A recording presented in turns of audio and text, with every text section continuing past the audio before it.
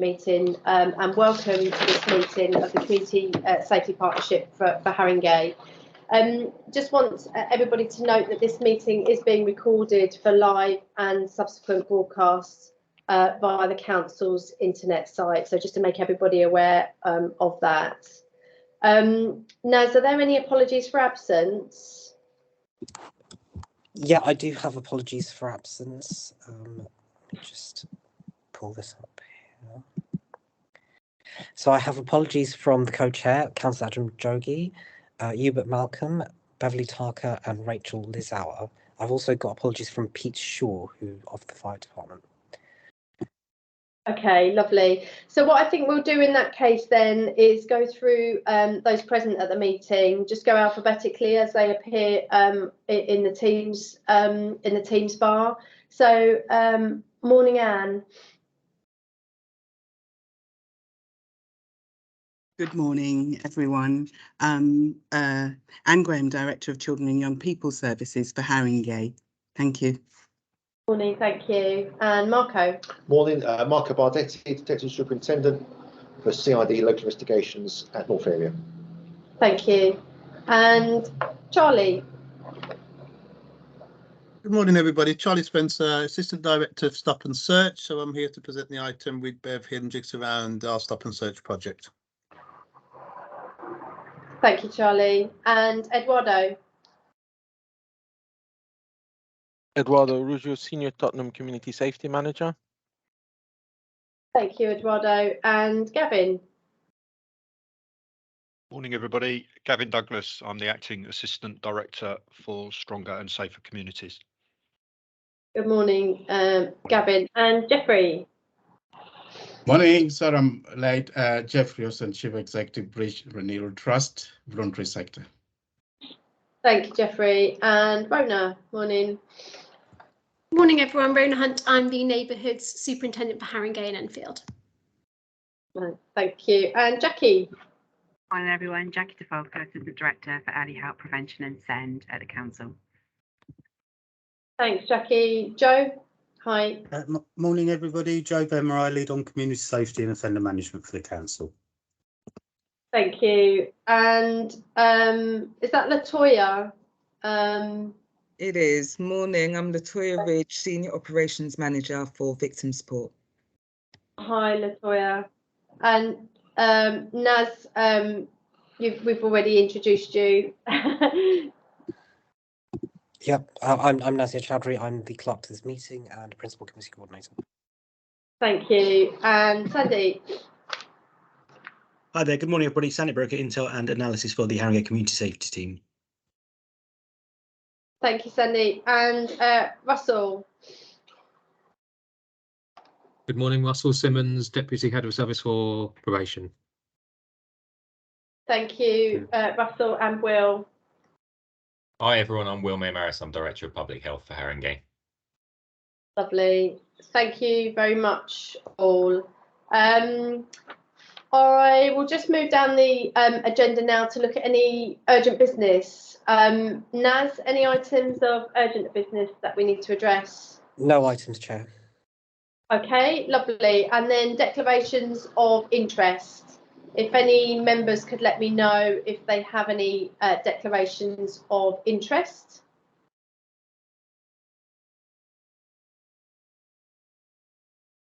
No, good. Okay, and then we move to the minutes. I know that Naz sent out the minutes from the previous meeting. This would be the one on the 20th of October. Does anyone have any comments on those minutes or observations around accuracy for those? I've got a hand up from Gavin. Yeah, thanks. So I don't think you, but Malcolm was at the meeting on the 20th. So if that could be amended, it was me on the 20th and my title is the Acting Assistant Director for Stronger and Safer Communities. Okay, Gavin, I thought he was there, but I'll take that. But if he was, then apologies. You might need to double check that with him. But his title's wrong anyway. So if you could include me, that would be great. Yeah. Okay. Cheers. Lovely. Thank you for that, Gavin. And Jackie? Yeah, thanks. It's just if I can be recorded as giving my apologies, please. I was on leave at the last meeting and did provide those. That can be recorded. Thank you. Okay. Thank you, Jackie. Okay, I can't see any more hands up. So if there are no other observations there, I'll take those minutes from the 20th of October as agreed, subject to the amendments that have just been discussed. Okay, so item 6 on membership.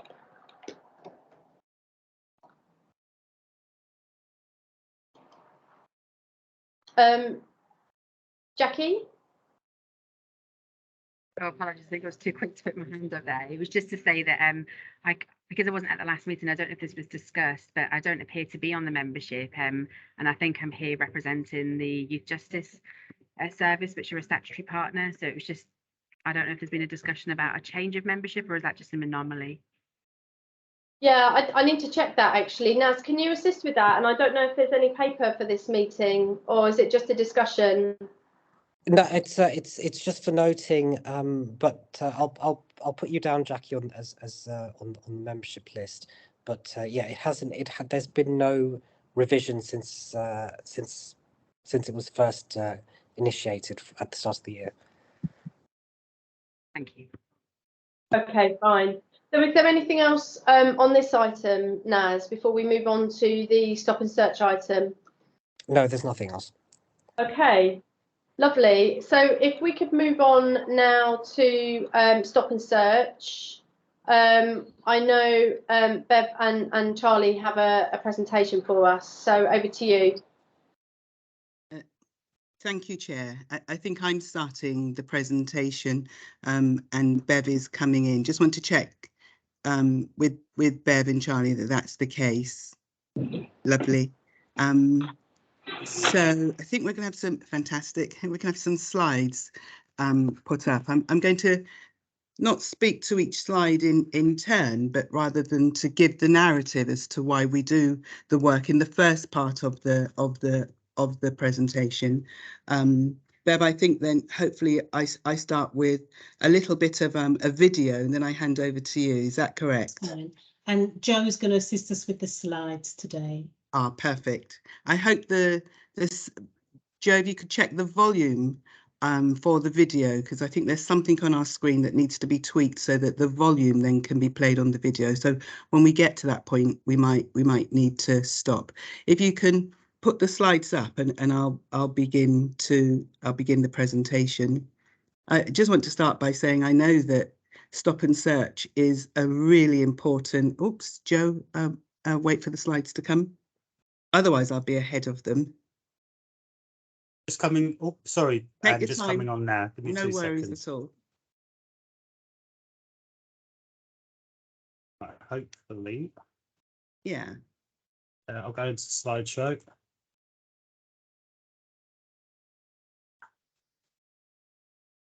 So I just want to say that this is an area of work that, you know, I'm really passionate about, and I know that everybody in the room too is really passionate about and wants to make change. And I'm really pleased to say this is an area of work that the local authority, children's services, and our colleagues in the police have worked really closely together on. I'm not sure if Seb's in the room, but Seb has been working closely with us. There are a number of slides, and I'm just going to sort of talk, and you'll see information on the slides that might not correlate exactly to what I'm saying. But stop and search, as we know, is a policing tactic tool that is here with us, and that I have grown up with, and that I think everyone in the room has grown up with. And it was, you know, I've been here in Haringey for approaching 5 years, and it was with a previous borough commander where we were talking about policing, and stop and search came up. And the discussion was between me, the former chief exec Zena Etheridge, and Helen Millichap. And in the course of that discussion, you know, I remember saying, stop and search happens, and we don't There's no communication with the child's parents, school, any professional that they're involved with. No one knows, but we know that there's the potential for a traumatic experience for a young person. This discussion came around about while we were finalising our youth at risk strategy, which if you haven't had an opportunity to read it, do read it, because it's a really comprehensive document, and it's a 10-year strategy that was signed off by this board. So my views and my thoughts were, there is a safeguarding element to reducing trauma, safeguarding. We want to reduce trauma for children and young people, those that might be affected. And so I'd like to see, I'd want to say, can we look at how can we reduce trauma for those children and young people? How can we hear their voice? How can we keep them safe in the community? And so that was the start of this work. Next slide, please. We know that children, when they're not doing well at school, can end up being excluded, and that can lead to them not having much time. They're out in the community and can become victims to serious youth violence and contextual safeguarding and so on. And we wanted to change the system by reducing trauma generally for children, and this stop and search where children could be traumatized was one of those elements. Next slide, please. So beginning this work, it was through the story of speaking to police officers about, could we do something? As I said, Helen Millichap was one of them. And Tony Kelly, who's not in this room, he retired some years ago. I was speaking to him about it, and he said that he gave me a scenario where one young person had been stopped and searched about 12 times. It was either 11 times or 12 times, but on the 12th or 13th occasion, an implement was found on the young person. So we both thought, well, wouldn't it be good if we knew earlier on in that child's stop and search history what was going on for that child, so we could stop that 11th or 12th time and the implement. We know that children and young people sometimes say they carry implements for their own safety because something is going on. We'd rather know about that and help and support children and young people than wait to catch them at the end. It was those sorts of discussions that led me to be really passionate and say, I know this is a police tool and that you use police wear body cameras. If you let us see the pictures, we might be able to pull out and identify some of the young people through their schools or something like that. And of course, that isn't permitted, that isn't allowed. So we started really this work from a blank sheet of paper, working our way through those issues. What is permissible? What must the police do? And what is permissible in terms of sharing information? And we thought that data would be really important for us to look at. We were supported in all of this work because the manifesto from the administration that was in, that came into post in 2018, were also passionate about reducing exclusions, raising attainment for those where there's disproportionality and low attainment, usually Black Caribbean boys. And so all the forces came together for us to do this work. So it was in speaking, Helen Millichap left, and her predecessor Trina arrived. Trina Fleming, sorry for forgetting her name.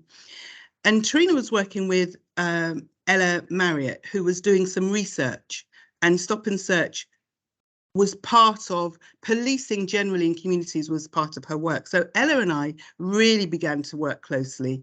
What was permissible? What wasn't? What could we do? What couldn't we do? Where were those parameters? And Ella was very clear, and we support her in that, in saying that stop and search is a legitimate police tool. And so my work has never been to challenge that area. My work has been to be, and with the support of colleagues, to be sure that we address safeguarding and the trauma that children and young people experience. In speaking with Tony Kelly about policing, he would say things like, when there's a group of lads, young boys over there, when police approach, young people run. They run because we think they're scared. And police think, well, why are they running? Something's going on. And you have these misunderstandings and miscommunications, and we want to get to all of that, because in the end, in that scenario where young people are scared but police have a concern, young people end up being stopped and searched, and they feel, they have told us, their voice has said they feel an intrusion. They're not comfortable with it. They don't understand it, and they're fearful in those moments.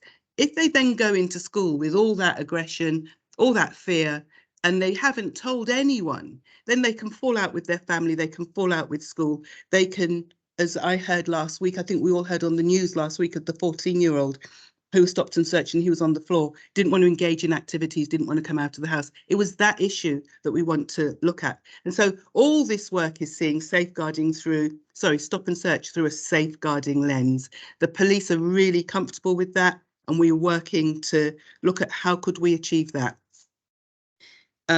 Next slide, please. So we began to ask questions about the data. And again, it's one of those things that, you know, I sit with and it's like, well, didn't we know this? The stop and search data is for post 18-year-olds, but the police have data on children younger than that. And Ella was with permissions from higher ups and those who support her. We looked at the data, and Bev will come on to that. And when we looked at the data, there were too many under 18-year-olds to do an analysis of. We wanted to know, are any of these young people that are stopped and searched, are they known to the local authority? Could they be children in care? Could they be children who we're worried about on the contextual safeguarding lens? Are they up and down selling drugs? What can we do in this area? So we crunched the data, and Bev will take you through the data, but there were too many, as I say, under 18s for us to do analysis on. So we looked at a cohort, I think it was age 14 or 15 and below, and Bev will go through that, as I say. And there were 15-year-olds that stopped and searched, 14-year-olds that stopped and searched, 13-year-olds that stopped and searched, 12-year-olds that stopped and searched, and 11-year-olds. I find that really challenging, that 11-year-olds are being stopped and searched and 12-year-olds are being stopped and searched. Now that they are, who is it that we want them, how do we support them? What are the police worried about, if anything at all? How can we make sure that they do go into school? A bit like we do for domestic abuse in families, we let the school know so that the child, you know, if they're kicking off or having a bad day or withdrawn, the school are aware. What can we do about that? So we spoke with groups of children about that. And I think, Bev, you're going to come on and say a little bit more about that. Okay. Can we go to the next slide, please? So if we can go back to that last slide, it talks about phase one. Phase one was that initial small number of about 250 children and young people that we looked at, and it was incredibly useful information. And that meant that we could move on to phase two, which we're in now. So that kind of is an introduction to the work that we're doing. I hope that makes, you know, clear why we're in this work, and it's incredibly valuable. Where we continue to work closely with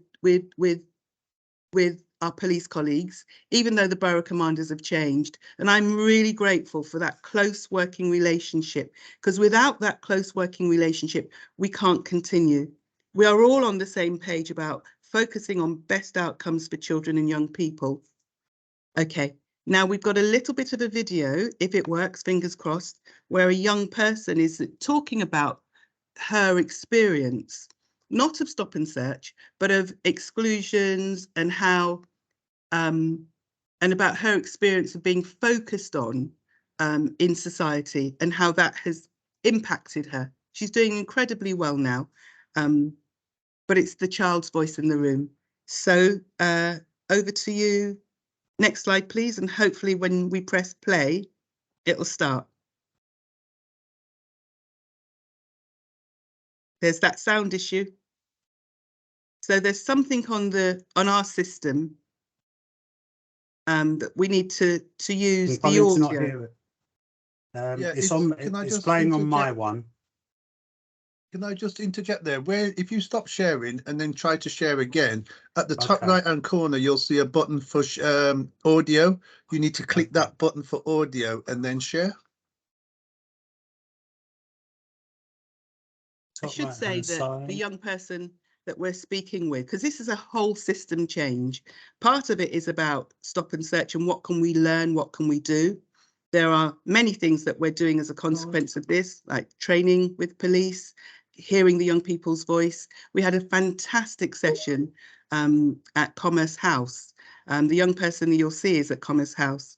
Part of our whole system change was to make sure that what was the PRU, the Octagon, was transformed, and a place children didn't want to be at was transformed to a place where they do want to be at. So I'm really, really proud of all the work that goes on there. Bear with me. Charlie, just navigate me to where? Yeah, so if you was to go to the share button and press share button, press the share button. Yeah. Just before you click on the presentation that you're going to share, in the top right, you'll see a box for audio. If you press that, that will allow the audio to play. That's it. Excellent. So I let Mark Rowlings know about this work, and he's got back to me about continuing to support this work, and I'm really, really pleased about that. Okay, bear with me, everybody. Fingers crossed. Fingers crossed. Right. If you also select it as a slideshow, so it'll go bigger, that'll help. Okay.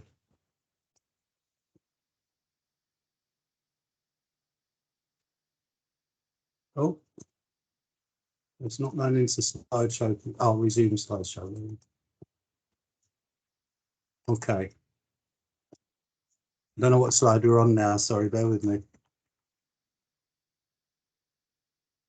I'll try it. And if it doesn't work, we'll just move on to the next slide. Is this playing? It is, but we can't hear the sound. No, so I think we move on to the next. We'll move on to the next slide, and maybe at the end, Charlie, you'll be able to help us if there's time. Thank you. Sorry, colleagues. I think best, rather than try it again, we move on to the next slide. Oh. I'm not just saying this to make them look good. I mean it from my heart.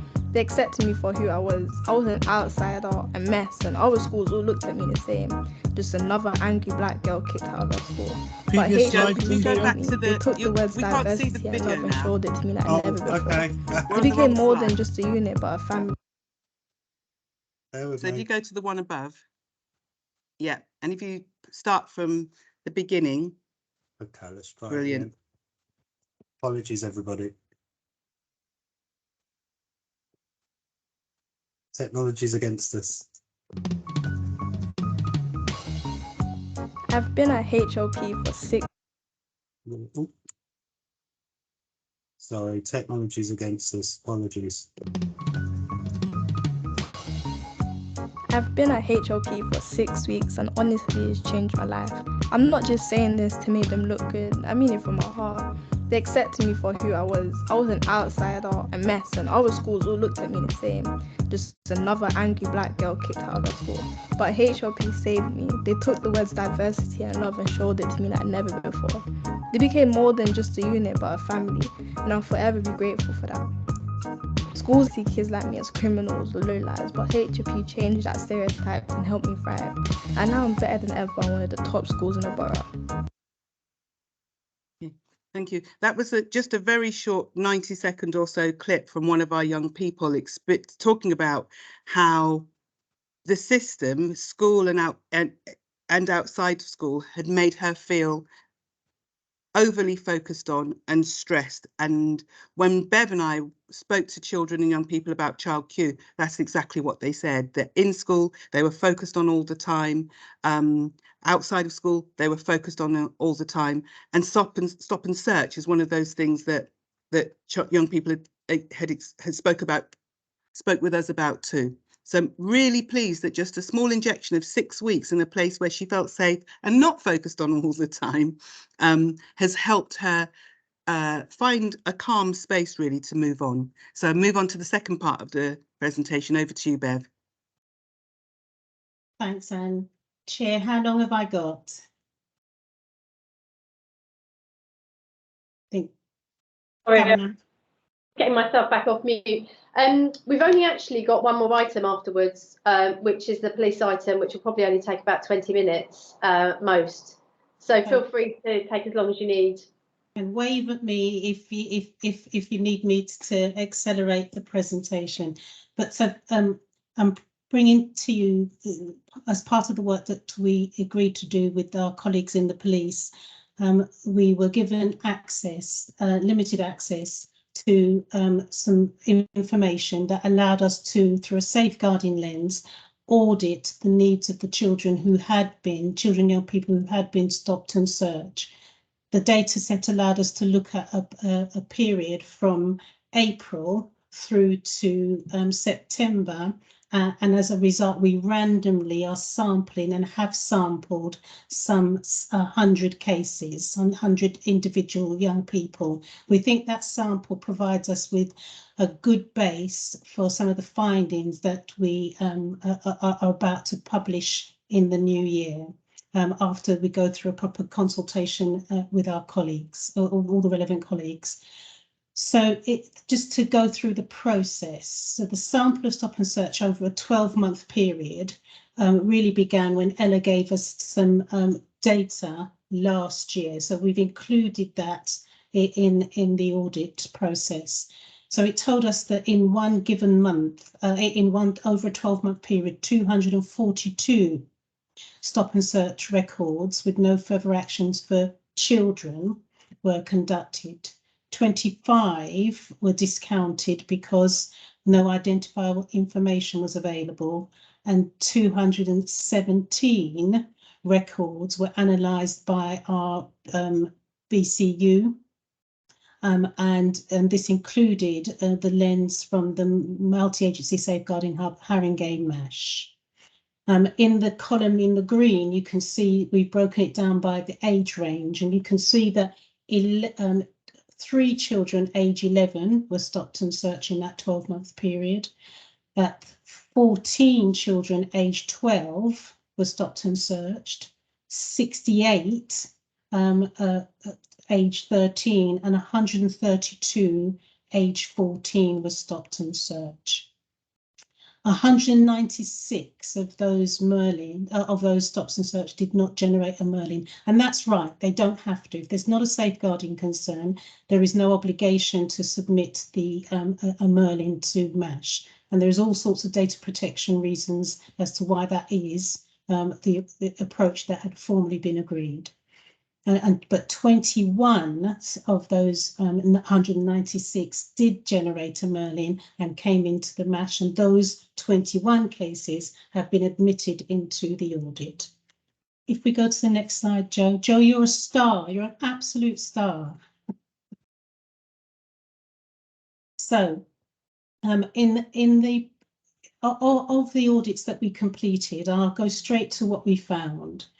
So, if I look at the number of young people in the green column on the side, you can see the frequency of how some of them have been stopped and searched. So one person being stopped and searched 5 times, the other 4, 3, and 2. And those numbers, when you triangulate them across the safeguarding system, you start to get patterns develop. So one of our children who was stopped and searched on more than one occasion was a looked after child. Now, we've got a corporate duty to that looked after child, but because there wasn't a safeguarding identifiable concern, of course, the police weren't in a position to send the Merlin into our MASH. And there's no duty to inform. If we were in Scotland, that wouldn't be the case, because there's different legislation that permits the force in Scotland to send information in. But I want to just stay with that young person a little longer. So that young person was 13 years old. The school was reporting that he was behaving strangely, but they didn't know why. Before the school bell would ring, he'd disappear. And the foster carer was complaining that between him leaving school and arriving back to her house, she wasn't sure what was happening for him. When we got this data and we were able to triangulate it across the system, we then met with this young person and he told us that he leaves school early because there is somebody that is trying to encourage him to do things he's not comfortable to do.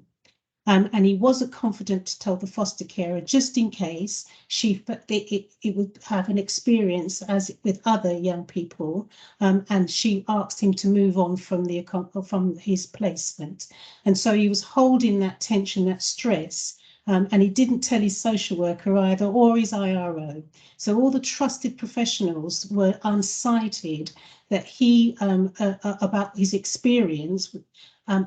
And only the police officer that stopped and searching for legitimate reasons, you know, was in a hot profile zone at the time, didn't send the Merlin in. I didn't have a legitimate means to send the Merlin into our safeguarding team.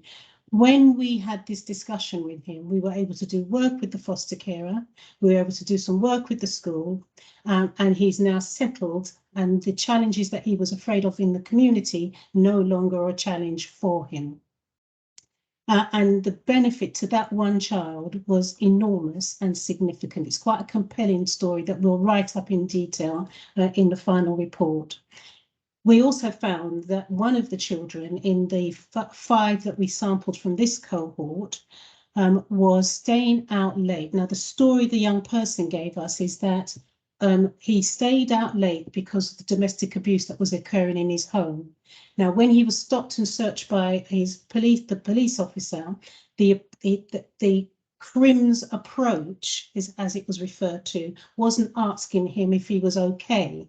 So there was no license to tell, and in his house, what happens in the house stayed in the house. He didn't have license to tell anybody else about the domestic abuse. When we were able to, by the time we tracked him, him and his family had moved to another borough, but we were able to share that information with the other borough, and they were able to come in and provide services and support. We found that there were 2 children who were resident in another borough, who were stopped and searched, and one was found in possession of cannabis and deemed to be at risk of exploitation. And again, one of those children had moved to another local authority, and we found that the family had experienced a lot of instability in their housing, but because of the disparate way that information is not shared across borough boundaries, we were not able to intervene across the 3 local authorities that were involved until the stop and search audit had been completed, and we were able to then share through the MASH protocol information about a vulnerability in a mobile family in a region. Now, we understand from feedback from one of those MASHs that they did indeed go on to accept early help, their housing situation was being addressed, and the parental mental health issues that we think were triggering the movement across local authorities could now be addressed. That's a sample of some of the findings, or just from the work we're doing so far. And the key to this is access to the information, and then having a license to go and talk to those young people and their families. Should we move on to the next slide? There was a second round of audits that were completed. Thanks, Joe. And again, we want to just refer to the green slide on the green table on the side. 21 stop and searches were conducted on young people between the ages of 15 and to 16. 15 for children who were ages 14, and you can see what the table tells you. And what we found from this sample, and it's a recurrent theme in the audits we're completing now, are the following factors, the themes that I think the system of safeguarding can address with our colleagues from the police. The first is, in Haringey, we have 3 principal points in which children seem to be being stopped and searched. That's in the N22 area, the N17 area, and the N15 area. And I think for those of us who work front line, that would not be a surprise to us. So we know we have some challenges in N22, N17 and N15. And when I look at the services in those areas, there are things that we can do with existing services without additional pressure or resources either on children's safeguarding or on the police. We are finding in from those areas that a number of the young people were subject to education, health and care plans. They had speech and language difficulties, that parental mental health or substance misuse was an issue. For some of the young people that we've audited, some of them haven't seen their GPs in a number of years. And so just picking up their primary health care needs after the age of 5, that they hadn't been in touch with their GPs. So conversations around social prescription, accessing local support, there's the real neglect in terms of the information sharing, that the information sharing in this way helped us to plug for the young people we're currently trying to ensure that need we identify is being addressed. I was surprised by the numbers of young people who have a diagnosis of autism. And so what might be perceived as some of the sensitivities around stopping and searching, touching and patting a child with autism is exasperated because of their diagnosis. But there's no way for our police colleagues to tell. There's not a card. There's a process we're working on through this piece of work with our police colleagues that will have a communication card, and we'll link that to some of the work that's being done in the Youth Justice Service, so that our officers who have to stop and search know that a child reacting in a particular way is not because they are trying to avoid a cooperation with the police, it's because they have a diagnosis.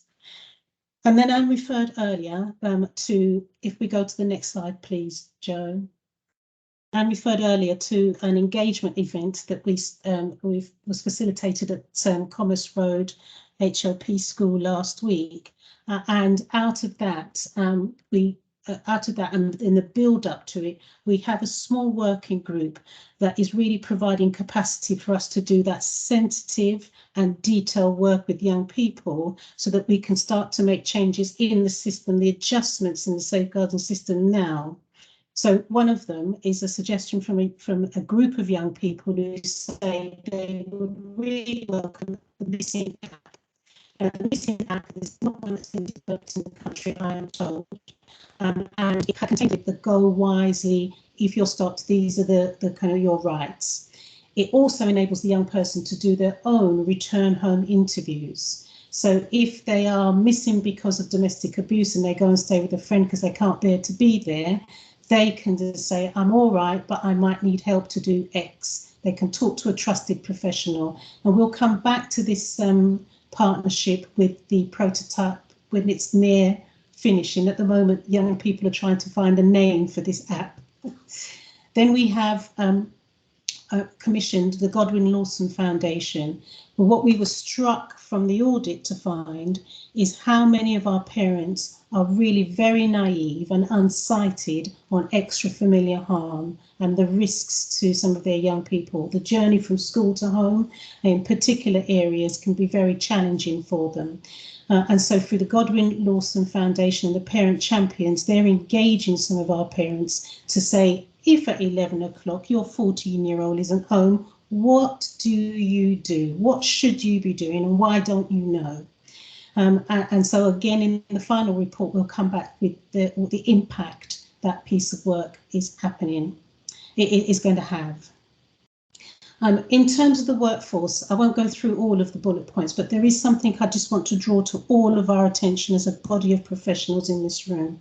I was really struck, we were really struck last week, how many professional males had, in fact, that work at senior levels within our organisation had themselves been stopped and searched and spoke about the trauma that they carried, even being professional senior officers within the council and within other agencies. And I just want us to be excited about what that must feel like when we're asking them to work in partnership with a range of agencies.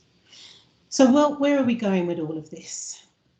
Well, this is going to be something for Anne, Seb, Caroline and others to determine, but we want to be able to, in a very discreet meeting, come with the findings. I've given a flavour of what some of those findings are, to see how we can adopt a safeguarding approach to stop and search for our young people.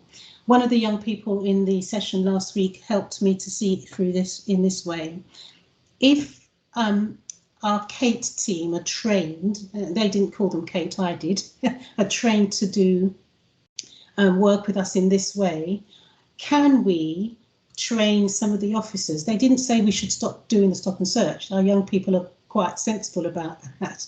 But what can we do some work to train the police officers around how they stop and search children, particularly those who are in school uniforms? Is there something that we could do there that might make it easier and less trauma triggering? And so we want to, that's part of what you're going to find in the final report. And we have linked it to some of the key findings in Child Q.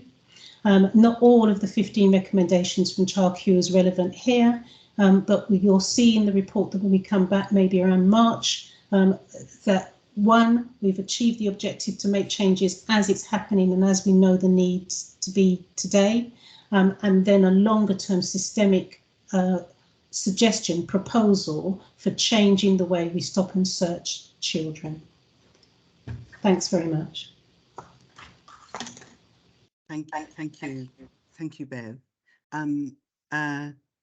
Charlie, you've been working with us. Are there a few words that you'd like to say before we open it up to questions? Yeah, thank you.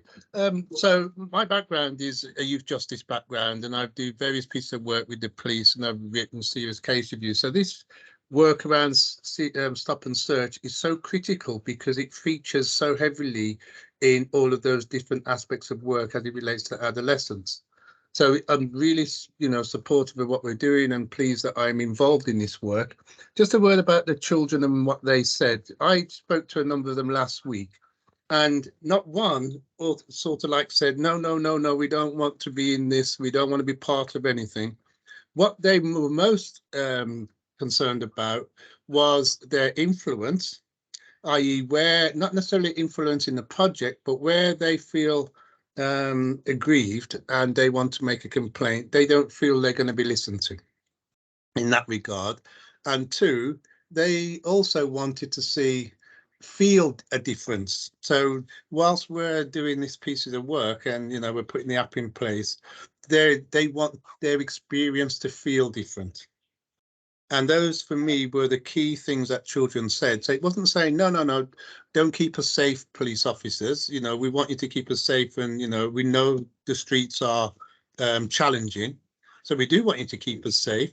But when you approach us, can you approach us in a certain way so it's not so traumatic? And can we have more dialogue? And also, if I do feel aggrieved and I talk to my mother or father, will there be a response? And it's just some of those things around the trust and confidence dimension that we may not have mentioned too much at this particular presentation, but it's also something that we will need to think about going forward when this continues to roll out and make a difference. Thank you very much, Charlie. I just want to say this is work. I mean, it was just last Friday that we spoke to the second large group of children and young people. So this is live research and development work we're doing. Bev made reference to the card that our colleagues in the Youth Justice Service have produced, and it sounds really, really good. And so we'll incorporate that as we go forward. Caroline, just want to bring Jackie in and then I'll hand back over to you for questions generally. Yeah, of course. Thank you, all of you, for that item. I know we've got a few hands up. So, Jackie, should we come to you? Oh, I think Jeffrey was before me. Oh, sorry. Apologies, Jeffrey. Oh, sorry, Jeffrey. You're on mute, Jeffrey. So, yeah, I'm on mute. Thank you. Thanks. So I thought Jackie might be part of the presentation and could go before me, but that's fine. Yeah. So thank you, Bev. That was a fantastic presentation, really comprehensive, and quite something that we all discuss, whether within the Safer Neighborhood Board or elsewhere indeed. And my question kind of builds on what you said, but also what Charlie was adding on there. And I saw the practice changes and what's been implemented, and the young people and the workforce and the system change. And under system change, there's parental voice and all of that stuff. So my question really is about the young person's voice in all of this and how we can strengthen that. And I kind of build what Charlie was saying there around the trust, but also hearing their experiences and lived experiences, and how can we change the system. Again, this is a discussion we're having a lot under Home Cook, for example, and it's not a trick question, is how can we really develop that working together. And you've seen the video, it was really good as well, but yeah, it's around where do we fit within this system change thing you did, where can we fit that? Thank you. Colleagues, do you want me to come in and respond to that question? I think the work that we're doing is this is the change, Jeffrey. We're hearing children, young people speak, not as individual voices, but as a collective group. And we're getting the themes of what they're saying, and that we'll be and we'll summarize those in the report that we're producing. And then we'll have responses. So Jackie and her team are producing a communication card, which hopefully will be able to develop that so that when a young person is stopped and searched, they'll be able to produce that and say, I am autistic. If I'm not responding, it's because I'm autistic. Jackie's produced the card. We want to go a step further and put that on the app. The app is impressive and is designed by children and young people. So this is work in development. And I think that we know that lots of people are speaking about this, and I certainly hope that going forward, that, with the support of our police colleagues, there'll be much more listening to louder and, to more and more groups. I think they're saying the same thing. There will be those who want to take a political view and get changes to legislation. But in the meantime, this is what we have, and we want to make it better. And so we're capturing those voices. Can I just add to that, Jeffrey, that as part of the app, there is a facility when it's up and running that if a child is stopped and searched, we ask them, we note your stop and search with us. So there's an app, they can note that they've been stopped and searched, and they can submit that to a trusted adult. So there are people who they note to be their trusted adults, and us will receive that information in real time when they are stopped and searched. So when we get the data, we've got a compare and contrast. There's also with children who go missing, again, questions there. If children want support, they can contact us through the app. So the app it's a tool that will be really quite helpful to children, and it will make sure that we constantly receive their voices and understand their experiences on a day-to-day basis.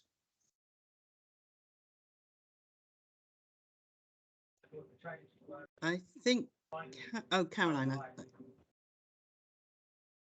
wasn't sure that you'd frozen, but you haven't. Sorry, thank you.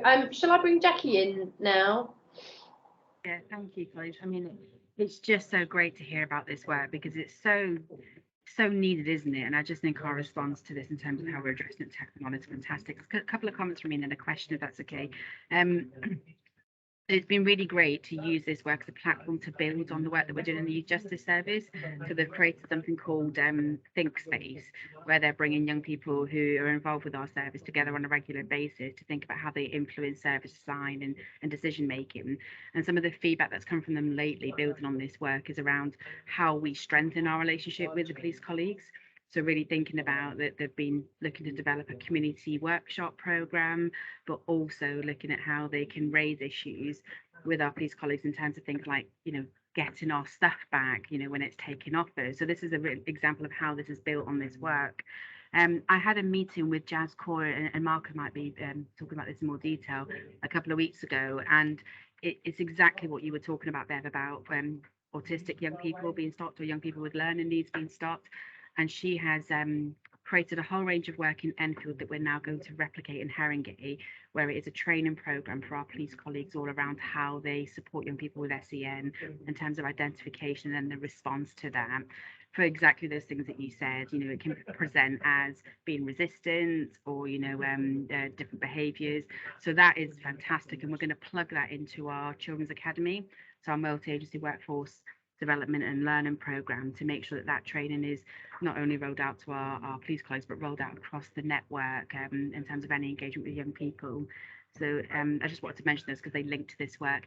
My question was around, Bev, you mentioned about the young people in this work being referred to early help. And I think on your slides, you talked about the numbers that were referred to safeguarding. Do we know what the numbers were, or was it a case of, did we have an automatic, let's reach out to the early help service, see if you need support? How did that work? So for the children, by the time that we had reached out with some of them, some had moved out of borough and their families, but sadly many of them had become quite entrenched in behaviours that met threshold for safeguarding was met. What we'd like to do is, if the earlier that we could get the data, when they're stopped and searched the first time they're not known to services, is run them through your early help panel. So that, because we know some of the factors, it's, you know, there's not a case that we're looking at where domestic abuse hasn't been an issue for them, where parental mental health hasn't been an issue, where adolescent neglect isn't featured, and it can start from as young as 11 years old. So those in our proposals, if agreed, and we've got to have some series of conversations with our colleagues in the police, to those would be the notifications that would run through your early help panel. That would be brilliant, because it would link to our turnaround project that we're due to launch, and then the wellbeing assessment model, both of which are accessed through the early help panels. That's brilliant. Thank you.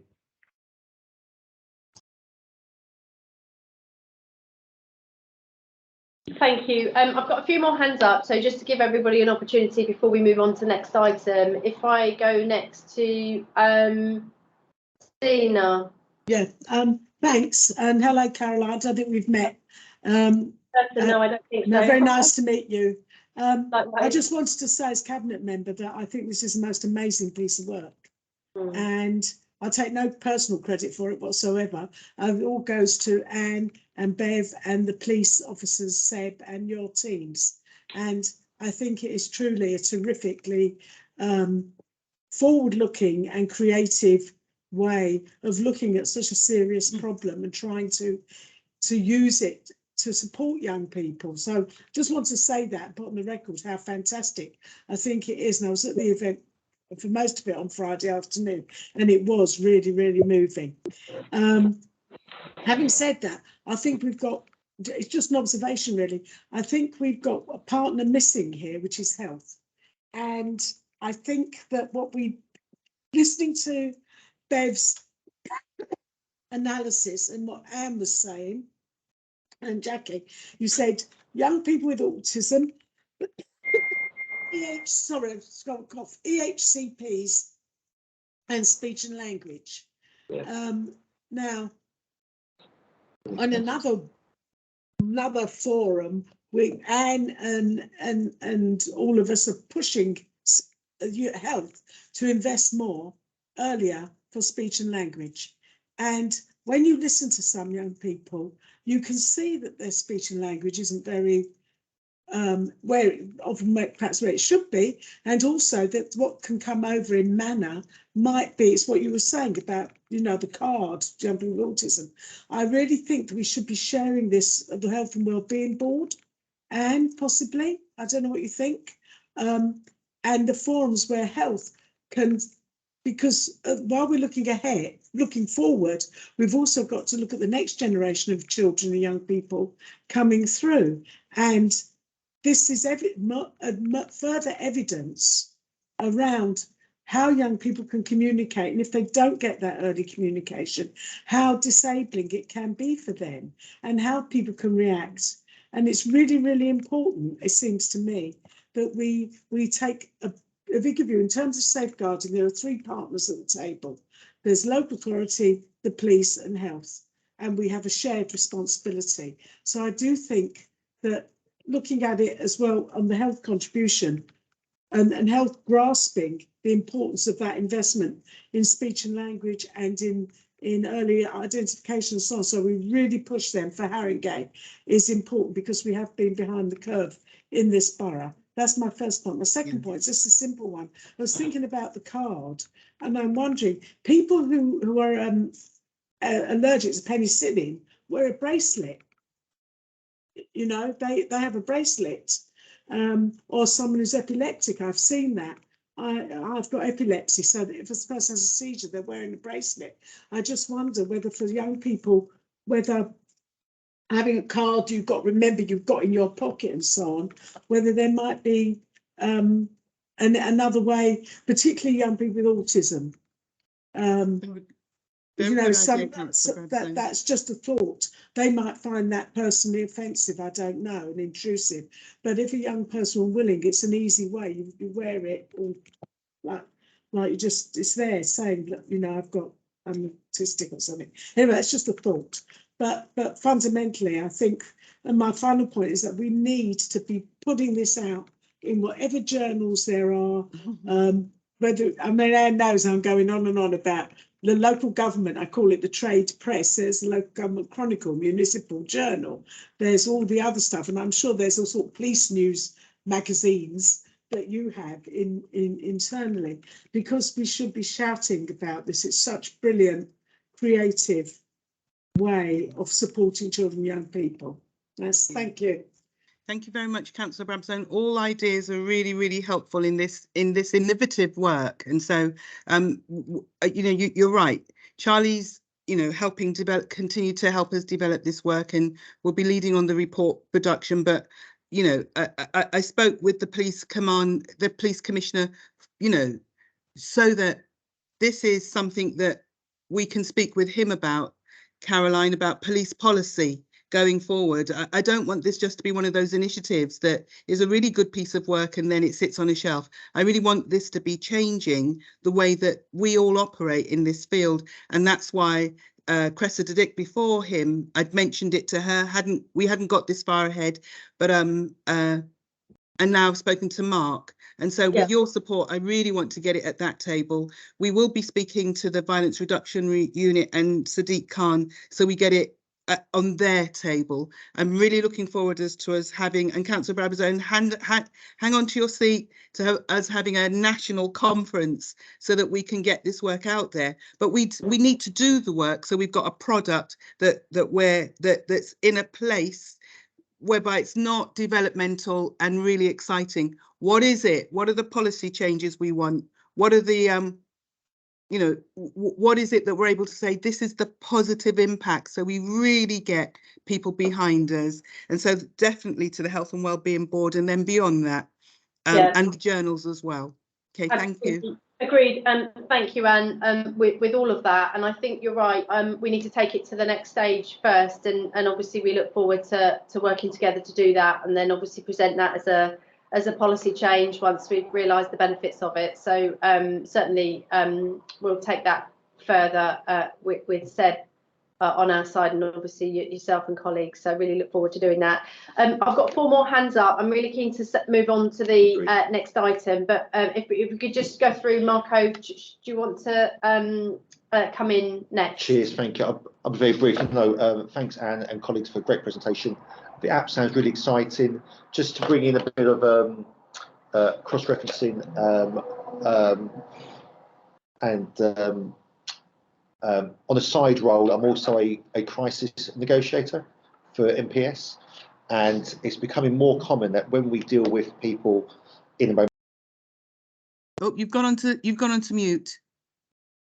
Apologies. Sorry, no, it's just it's like my role as a crisis negotiator, when I deal with people in crisis who can be young children or adults, those that suffer from autism are now carrying cards where they will present the card to the police officer in plainclothes uniform and state their condition and what their needs are and how they like to be communicated to and in what method. Becoming more and more common up and down the country. So it's great to see that this app could be a vehicle for actually having that communication right from that moment go. Language is key, obviously, with all the languages spoken on this BCU, particularly if children who sound 11 and 12 are getting stopped and searched. Maybe a system of language at the start might mean that you don't end up doing a stop and search. It will be a stop and discussion with a young child, because you have the language there and a notification goes forward straight away. I speak a language. And I think it's great putting it in an app because everyone's got a phone, so it's accessible on the person straight away. So no, but lots of great learning there. So thank you for that. Lovely, thank you. Great, thanks, Marco. And Rona, I've just seen some comments in the chat bar about the presentation being shared.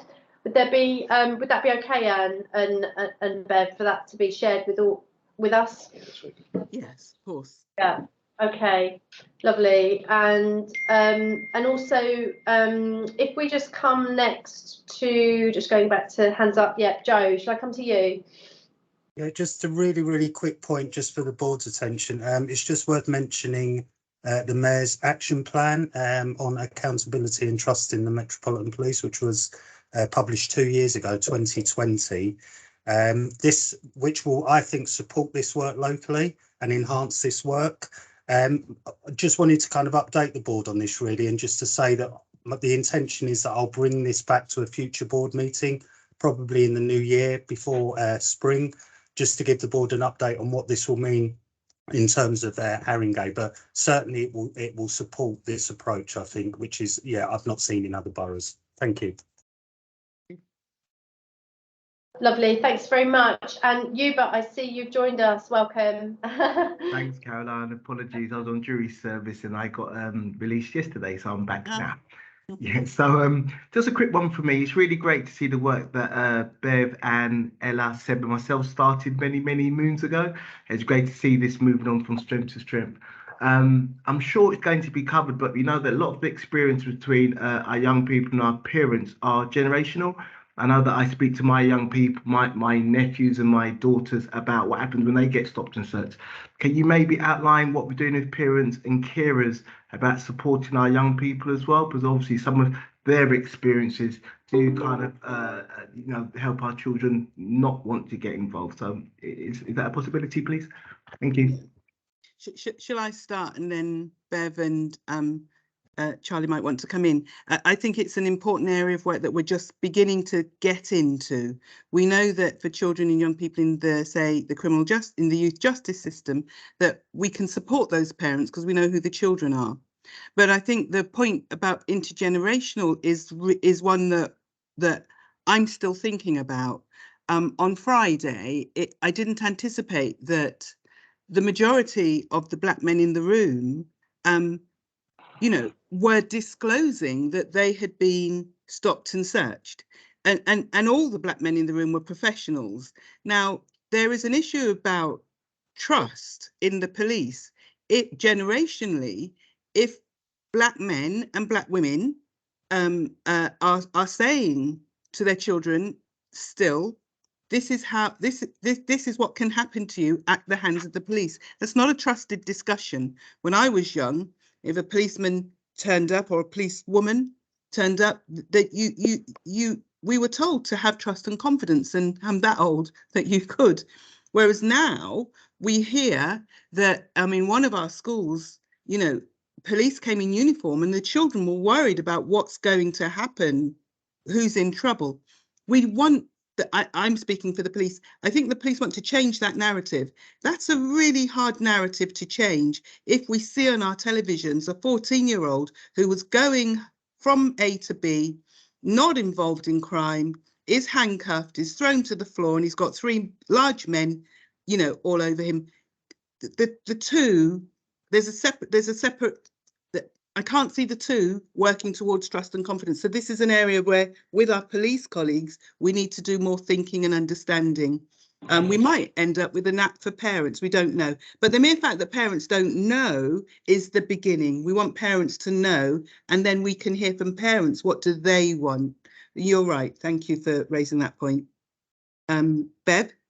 Thank you, and then before I close off this item, if I bring in Bev finally, thank you, Bev. I'm grateful for the opportunity to present the work to date, but I do have a request. We know that we have challenges in the N22, N17 and N15 area. We have, according to the plan of the project, we've closed the privilege access to the information.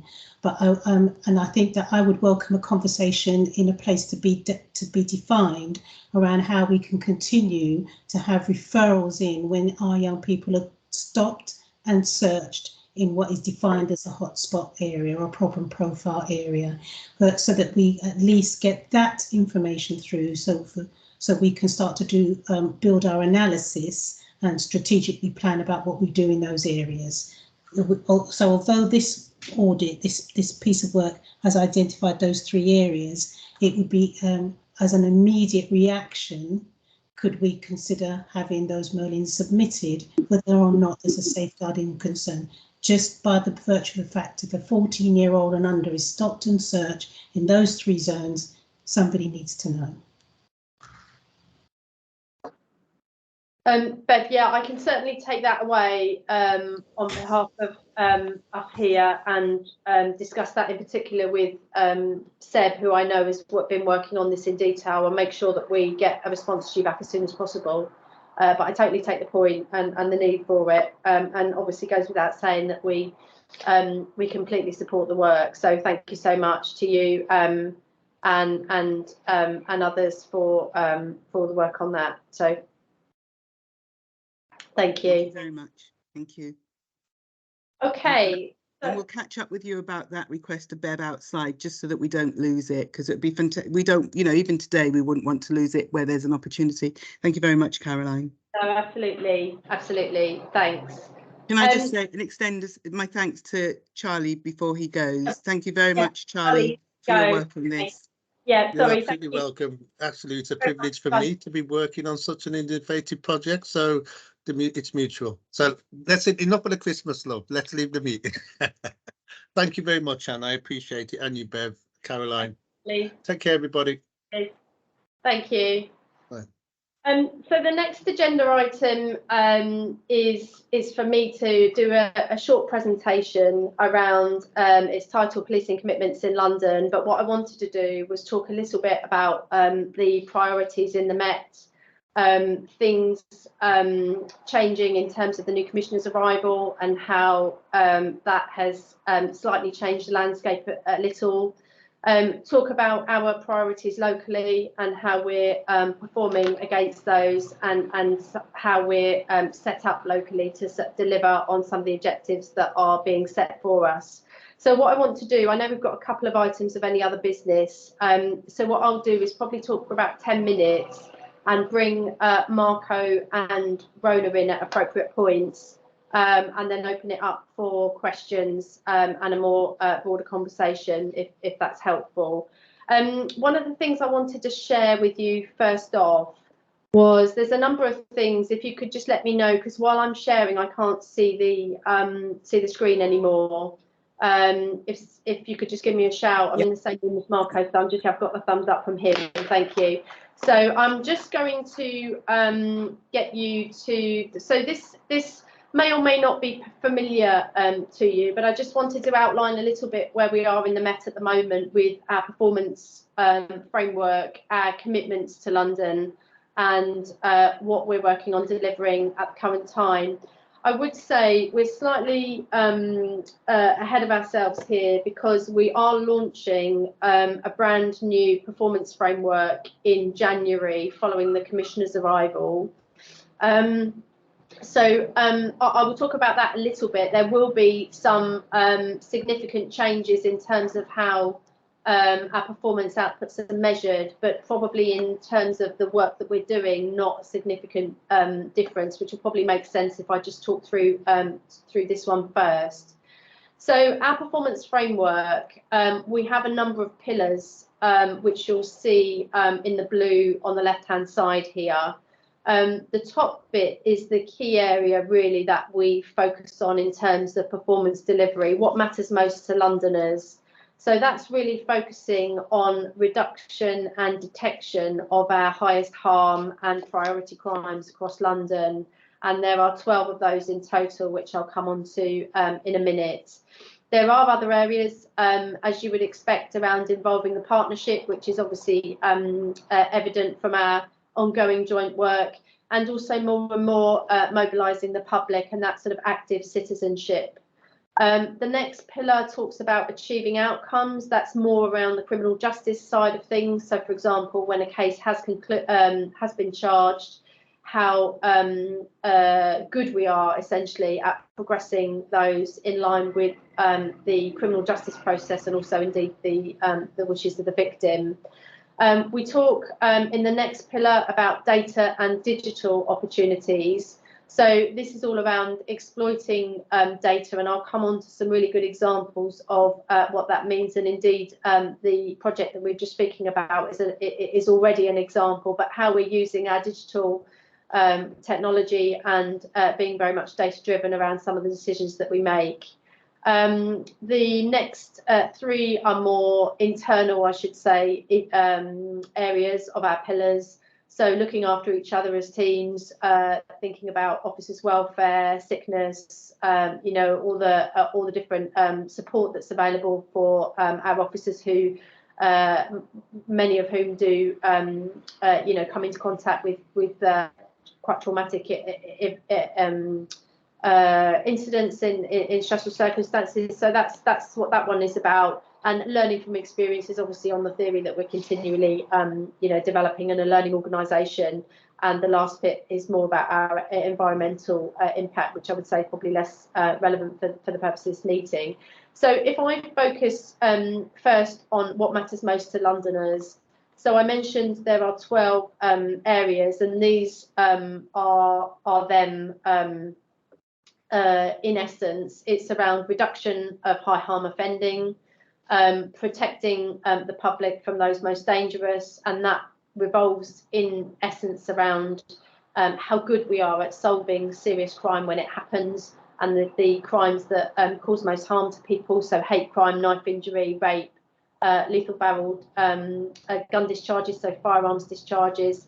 And also in terms of the fear of crime, that's how this one is badged under, but does actually apply to most dangerous as well in terms of burglary, or most impacted in terms of burglary offending and robbery offending. So our aim is to reduce those, and also when they do happen, to be as good as we can at detecting those crimes.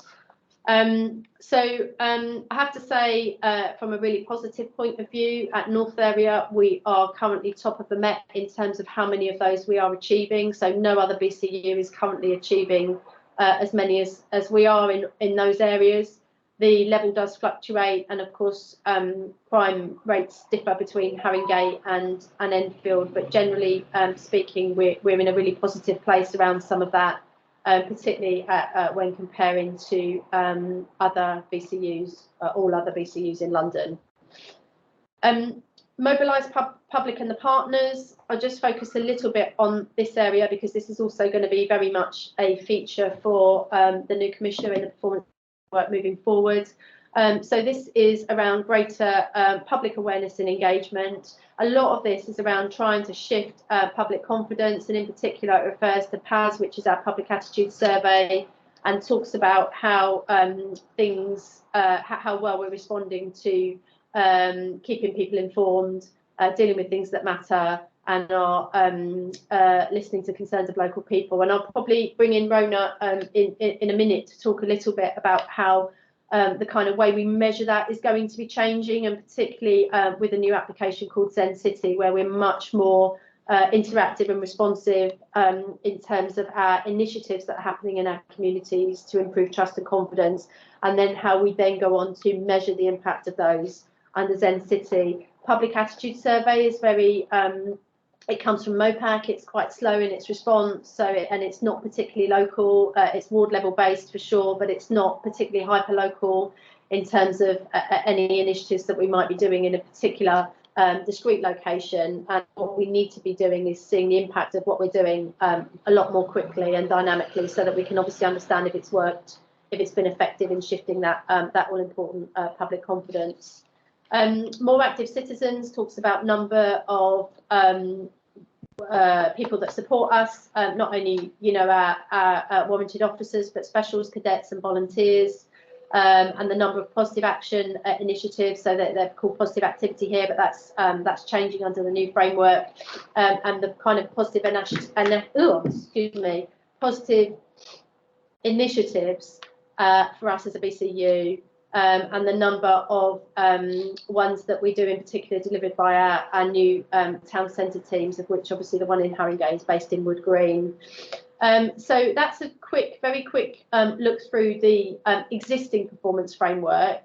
Now, what I would say, I'll just stop sharing that, is that the Commissioner, having been in a few months now, is relaunching our performance framework, and many of you will have heard, and I know a number of you present will have been at the meeting that we had with him when he met partners from both sides at Edmonton Police Station a couple of months back. But in essence, what we are delivering under the new Commissioner is some key strategic priorities of more trust, less crime and higher standards. Those are the three areas: more trust, less crime and higher standards. So I think, you know, we've already spoken about the confidence gap, particularly with our young people, but in certain parts of the community, in certain ethnic groups across the across London, but also obviously across Haringey as a borough in particular. It goes without saying that we need to improve around that. Some of the stuff we're doing is positive action initiatives, but there is more to it than that. And I know that I'll bring Rona in a little bit just to give us some headlines around some of the innovative stuff that we've already kicked off pending the new performance framework coming in from the Commissioner. Less crime, again, that speaks for itself. We have spoken already on the 12 parts of Pillar 1 that I showed you earlier about the key crime reductions, about highest harm, highest impact crime. I don't know, if I'm honest, what's going to come in terms of which crimes we're going to be measured against and how exactly that's going to be measured.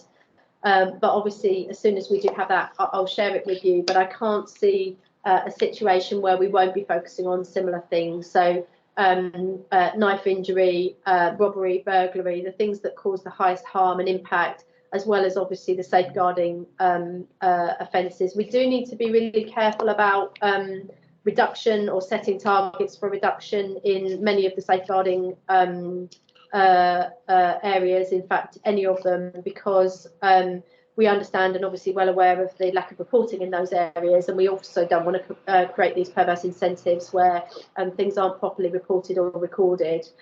So we will always look positively on an increase in hate crime, an increase in domestic abuse, and an increase in rape reporting, purely because we must see as one of the factors in driving increase, not only the fact that perhaps crime might be increasing more generally in those areas, but we also can't rule out that we're improving confidence and doing work in that area to improve avenues for reporting. So that's why we have to be careful around reductions in those areas, but certainly detections. And you know, I don't want to second guess what's going to come out, and I really haven't had any more of an advanced look at that, but we will naturally share that when we get it. I would say that all of this is aligned with the Mayor's Action Plan and also the Community Safety Strategy that we set as a partnership, and I know is in consultation at the moment for the next period. And also locally, because we have historically had an issue with serious youth violence, that is a key area that we are focusing on as well in terms of reductions and detections. And I'll bring Marco on in a little bit just to talk about some of the work in there. So I suppose in summary, we're working to the existing framework around reductions and detections in our key priority crimes. We're aligned very much with the partnership strategy and obviously the Mayor's strategy in that. That strategy will change slightly when the Commissioner announces, which I think will be January, the new performance framework, to which in earnest, I guess, it will start being measured in the new performance year next April. And the sort of banners under that will continue to sort of fall in line with what we're already working with, which is more trust, less crime, higher standards, but the specifics will follow in due course.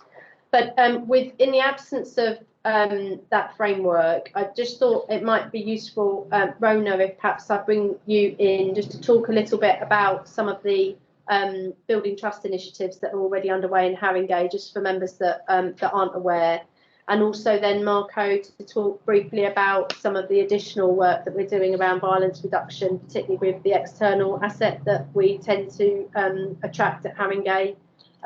So if that's okay, I'll bring Rona in next. Yeah, sure. So I think, thank you so much, Mum. So I think that the kind of key theme here is making use of local information, hyperlocal information, which I know is something the council and local authorities do really well.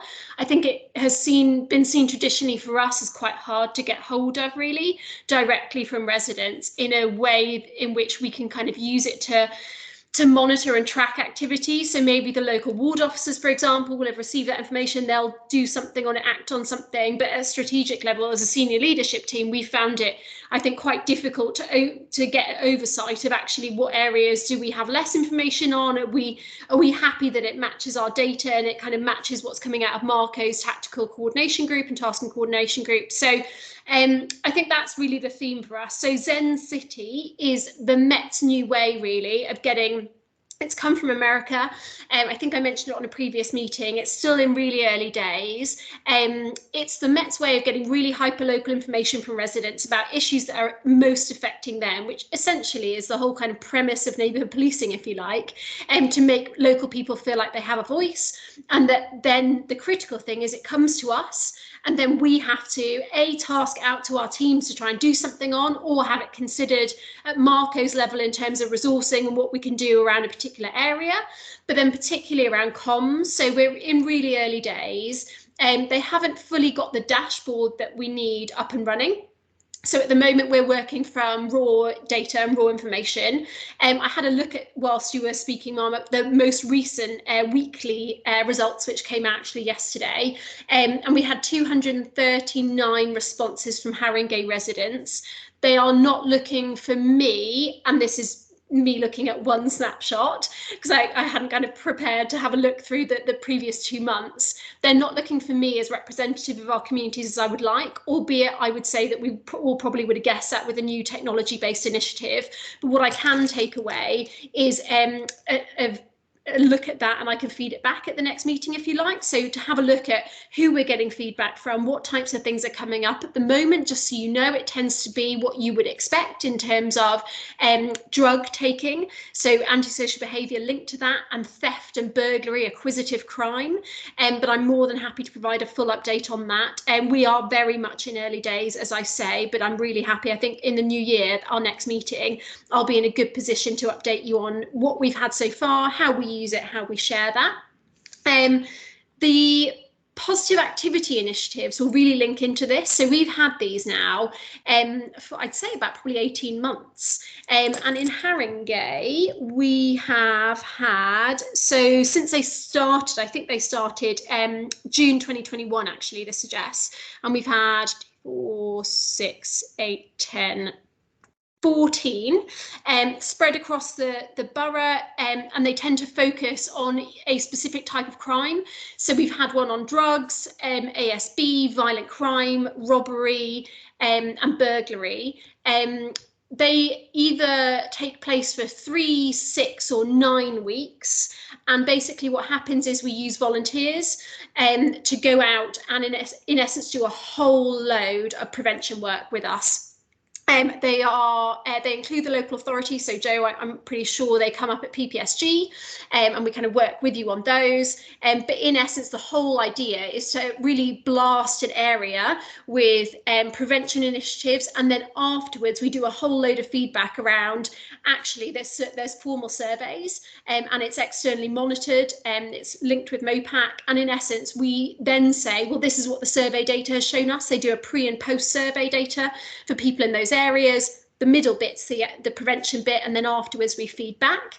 And I think we're kind of taking that to another level locally in terms of, we found the survey bit really useful. So we're starting to use QR codes. So I know Joe and Hubert will be aware of this, but we have got some money and funding through for Operation Nightingale, which is focusing on violent crime hotspots. We have 5 violent crime hotspots that we're doing on North Area a randomised control trial in. And what we're doing with some of that money from the Home Office is in essence getting branded local authority and police logos with a QR code where it will take them in essence to kind of a website where they can provide feedback or seek advice on different elements. So the first one we're planning is Finsbury Park. So we're hoping to kind of do a bit with our Tri-Borough initiative there, actually get residents scanning that, and it will take them to a page where in which if they want to report a crime, it will link them to that. If they want to actually contact the council about something, it will link them to that. But critically, they can provide us some feedback, and that also links into Street Safe, which is obviously critical in terms of violence against women and girls and the information we have about those specific geolocated areas within the park. So that's just one example, but we're planning on doing that for all of our other hotspots, violent crime hotspots across the borough. That will be a joint local authority and police initiative, but it will really help us not just in getting information from residents, hyperlocal level, which is really important, but critically giving them a quicker and easier way to access services, both local authority and police. And we can put on there some comms. So any good work that we've done in the area, we can have that on there too, because otherwise it feels like we're draining people. And I know this is a point Hubert's made before, and he's absolutely right. Otherwise, we're draining people for feedback constantly, and they kind of don't get anything back. And that's a really difficult thing to manage. So I'm acutely aware of that. And I will just briefly mention Innovation Hub. So we held our first one a few weeks ago at Spurs. It was a youth innovation hub. And it went brilliantly. I'm getting all the feedback collated at the moment, and Anne, Jackie and others, I know you'll definitely be interested in some of that. We've got a 16-year-old, I think, who wanted to use it as their college project, who did the kind of media for us, so we didn't want it to be police-led, the comms after it. We thought we'd have it young people-led, so very much learning lessons from you guys around kind of co-design and co-delivery. It's just the start, though. So what I'd really like is for us to have a look at that and then build on it from there. So I know Eduardo was there, amongst others, but really trying to dip into that kind of co-design and delivery and making use of tech. I really do think, actually, other than the robbery issue, Marco, around QR codes and people scanning things with their phones, I do think that actually that is a much easier way to engage people. And I think the only thing we need to think about, which we have started to do already, is the language issue and how we can build that in. So I can see there are a few hands up. That was just my really quick overview, but kind of a bit of a sense that we're trying to do something different. Lovely, thank you. If I just, before we go to questions, I'll just bring in Marco just for a couple of minutes, summary around our work around serious youth violence in particular.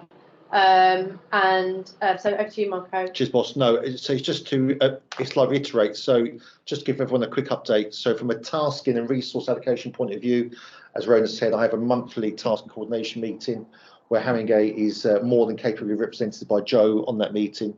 Joe brings his ideas and holds me to account for resource allocation across the BCU. And just to clarify, we also invite to that meeting the British Transport Police as well. So BTP attend along with other strands of policing, including roads and traffic policing. So I've also got officers that patrol the bus routes across North area and from North area into other areas as well. So I've got additional asset and support assistance there. We've also lately been introducing colleagues from Herts Police as well.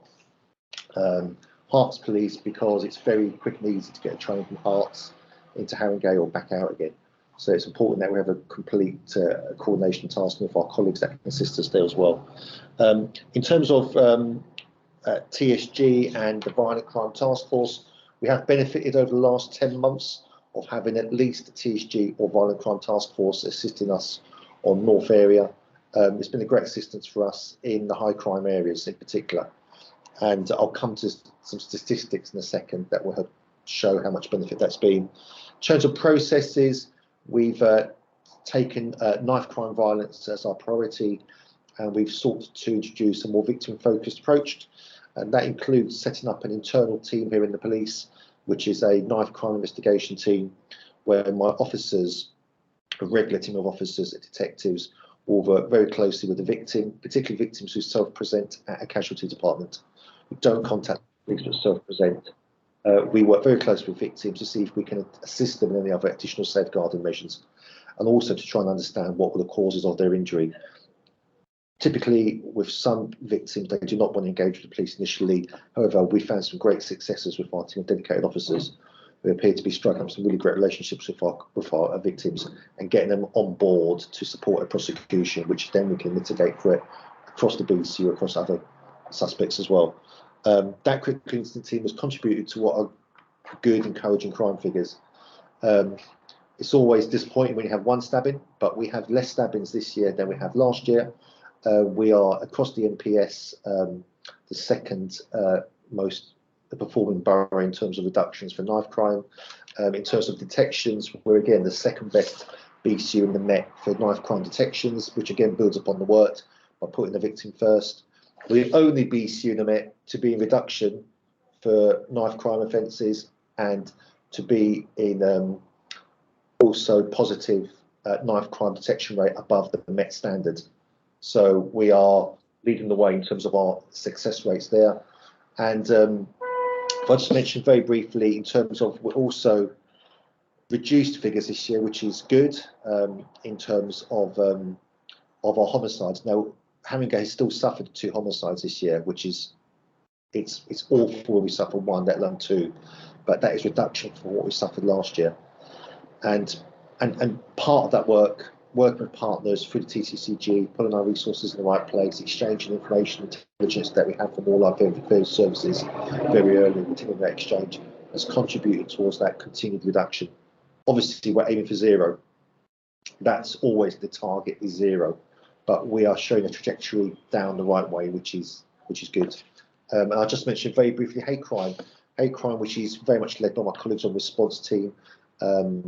We've got, as a BCU, we are the top or second, it alternates every month, most well-performing BCU in the Met for how we investigate hate crime and achieve a detection rate, which is really warming and encouraging. And this is led by a response team with support from detectives, but also it's a type of crime which we introduce our uniformed police colleagues into as well. So we've got a great bit of work between uniformed police and detective police colleagues to contribute towards what is either the first or second best, alternates every month across the hate crime. Thank you, Marco. That's great. Thank you for that. I think I've got both Bev and Anne with hands up, so we'll just start to go to questions now. Bev, do you want to go first? Yeah, mine's a really quick one. Rona, we need to meet. We need to talk. So I'm sending you an email now. Great, Bev. I look forward to it. Thank you. Great, thanks. And Anne? Thank you, Rona, Marco. So much information in what you've said, and that's really encouraging and positive. So I think some of the questions that come to mind are about sustainability. So Rona, I hear you talk about prevention initiatives and that they're having impact, and we can see that through rippling through to what Marco's saying. It's like, how do we sustain that? Do we really understand what it is that we did so that we can sustain it going forward? And that's in terms of, people to keep, the tacit knowledge and understanding, so the same people are building those relationships to further improve. Because I know that there's change sometimes that happens in the Met, but it is about the sustainability. That was one of the questions I had. You reached about, I think, 200 plus people. I can't remember the exact figure.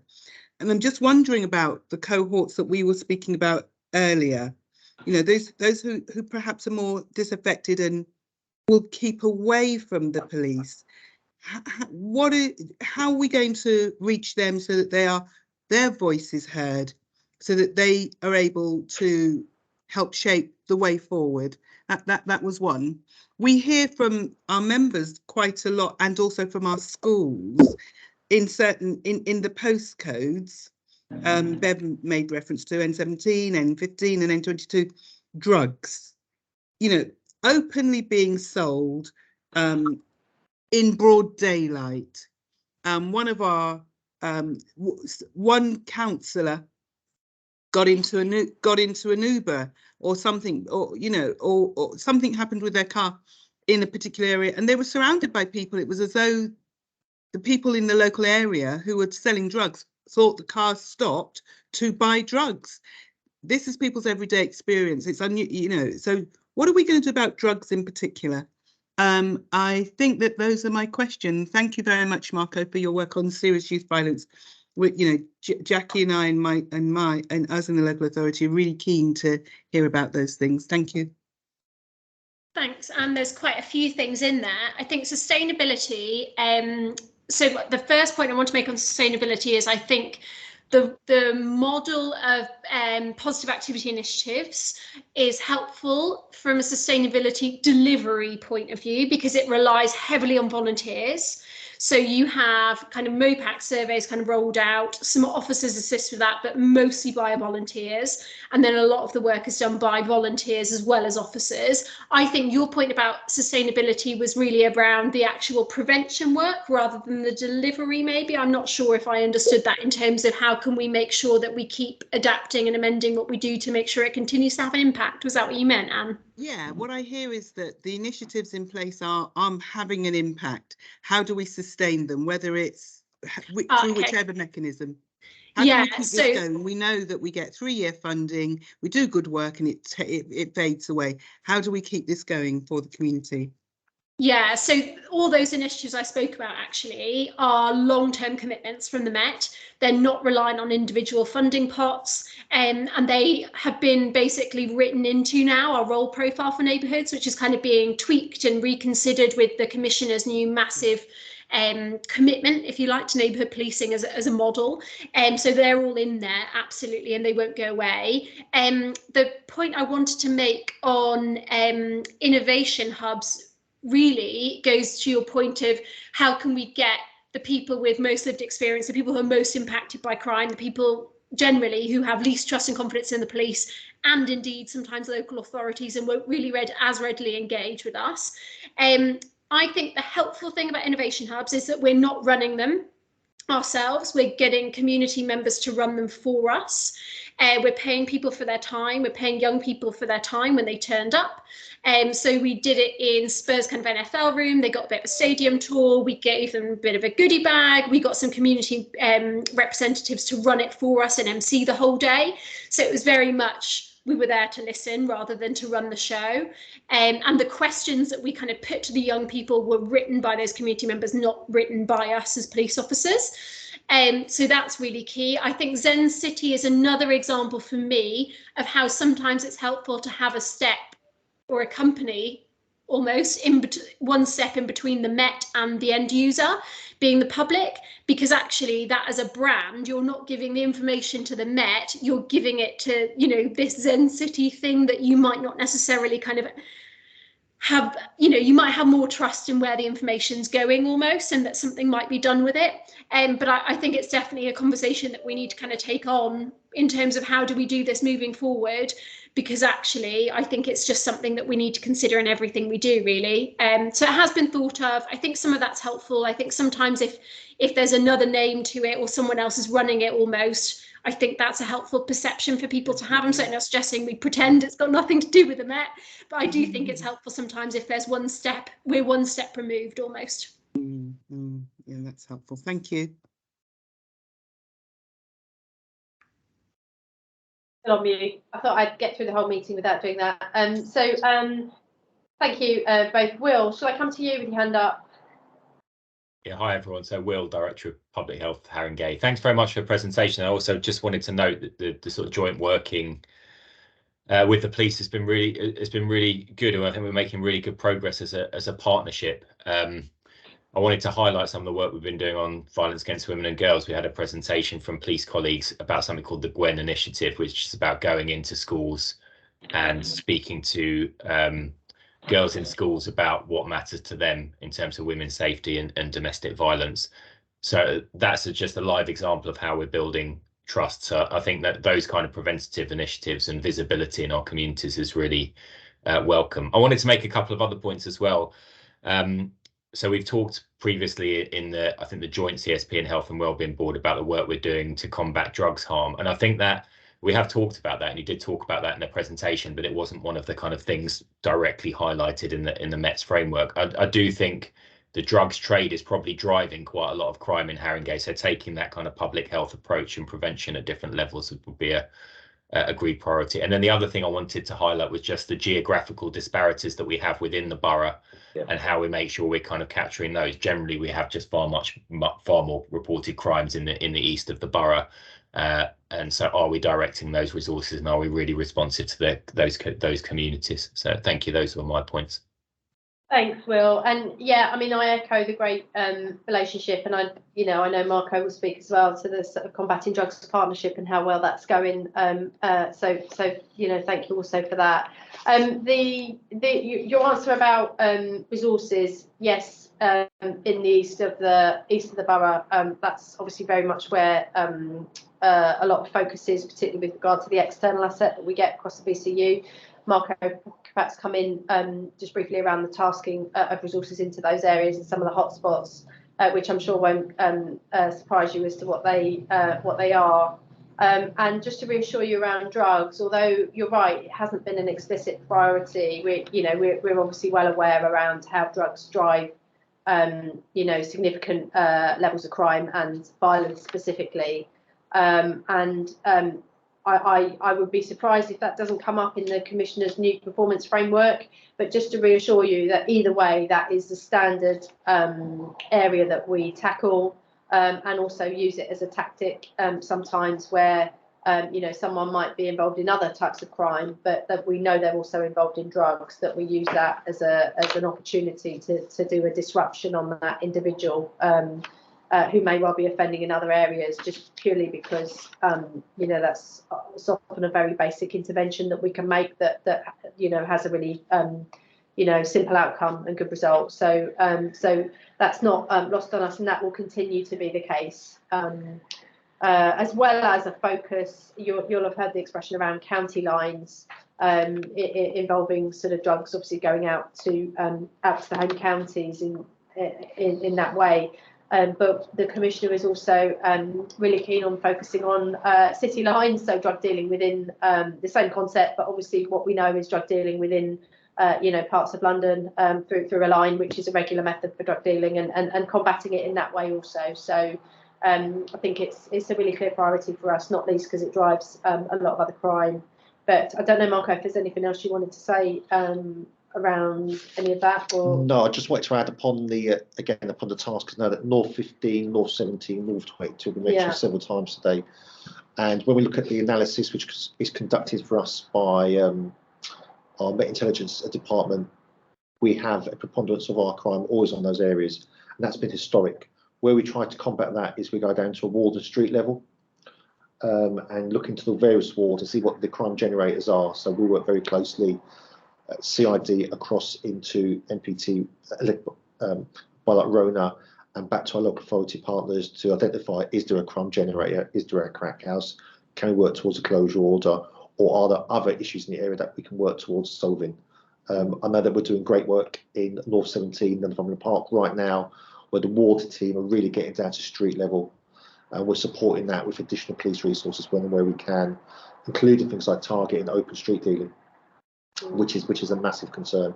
So it goes in very much detail, again, relentlessly data driven, going down to street level. Lovely, thanks, Marco. I think I'll just take one more hand up from yourself, Zena, before we move on, because I know there's a couple of AOB items that colleagues want to get in. So should we come to you next? Thank you. This whole thing about how we do community policing is obviously critical. I'm talking now as a ward councillor, not in my children's role, though all overlapped. Just say, I'm pleased you're doing N17 because that's where I live. And street dealing there is everywhere, especially around all the bookies and Holcombe Market and the alleys and all of that. So that's really good. But what I wanted to say was about what really underpins everything is trust and confidence. And that sort of goes back to our earlier discussion about stop and search and changes. And in my own ward, we have, in Haringey ward, have people who report all the time. They as you probably know, Rona, they go crazy about all the drug dealing that's going on around Green Lanes, on the ladder, in the alleys, in the mews, all around. And I don't think the police can do this all on their own. I never have and I never will. I think it's absolutely incumbent on us at local authority to work in it's a very hackneyed term in partnership, but let's say to work collaboratively with you, because we have powers you don't have and vice versa. And underpinning all of that is that relationship with the residents. And what drives them potty is if they report something and they never hear back. That does drive them potty. And I think I got berated by a constituent because I didn't have an out of office, and he came to my surgery for 3 months to nag me to do it, and he was going to keep coming till I put one on. And I said, well, I do all my wall work, why are you nagging? But in the end, I did do it. And it's saying, thank you, I have a lot of emails, but I will deal with something. I think, you know, the simple thing from the SNT like that would assist. Also, people, they send photos, they send emails, they send evidence, and they feel that nothing happens. And I think it's really important to be able to tell them that something is happening. Whether it's through and in our ward, we have the LCSP letting Ian know, and he'll do an email, he'll do it all for you. I think that we just got to sharpen up on that. And as you know, I know Joe is working on it now. I've been pushing for us to have a community neighbourhood action plan where we monitor what we do. And it's all about that relationship and reporting back and people knowing.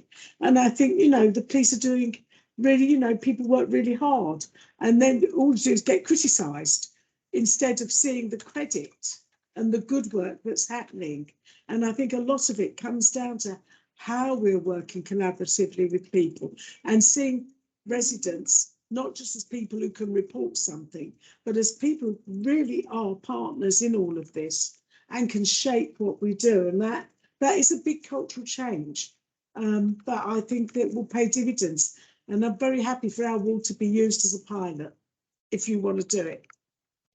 Thank you. And I think if I could just come in on that one. So I think absolutely, I think other wards, if I'm honest with you, will be harder to get that off the ground. So you're quite organised as a ward. You have a real structure and process in place. You've had for a lot of years. I think Ian is probably solely responsible for a lot of that for a number of years, if I'm honest with you, with his neighbourhood watch hat on, amongst other things. We've been doing it in Haringey since 2002. But I do think there are other wards that will really be very difficult to do that on as a result of the fact that structure isn't there. I think the bit that I'm keener to deal with immediately, and I am, is I met all the ward chairs a few months ago now. I think it must have been the end of August, beginning of September, perhaps, Ina. And the consistent feedback from everyone was, even as a ward chair, we email and we don't get a reply, or we phone and the phone's off. It's not good enough. We're really inconsistent around our communication in terms of our responsiveness.